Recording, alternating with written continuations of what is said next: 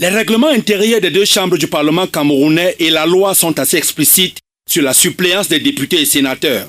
D'après l'article 155 du Code électoral, en cas de décès d'un député, des élections partielles doivent être organisées dans les 12 mois qui suivent la vacance dans la circonscription électorale concernée. Quant aux sénateurs élus, il est procédé à des élections partielles à l'échelon de la région concernée en cas de décès selon l'article 219 du Code électoral. Pour ce qui est des sénateurs nommés, l'article 21 du règlement intérieur du Sénat stipule qu'en cas de décès, le remplacement est assuré par un nouveau membre nommé par décret du président de la République pour achever le mandat. Seulement, la contradiction entre les textes et la pratique est renversante. Malgré ces dispositions, les suppléants élus en même temps que les titulaires ne sont pas automatiquement appelés à siéger pour remplacer un député ou un sénateur élu décédé.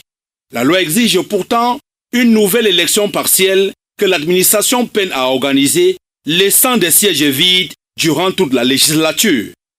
Si l'on dénonce véhément et régulièrement le non-remplacement des parlementaires comme étant une violation flagrante de la loi électorale, il est à noter que pendant la législature 2013-2018, plusieurs parlementaires décédés n'avaient pas non plus été remplacés.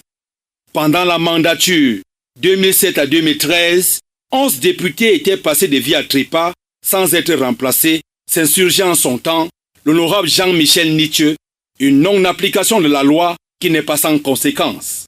L'actualité du moment dans les deux chambres du Parlement camerounais semble nous offrir un autre bis repetita des législatures antérieures.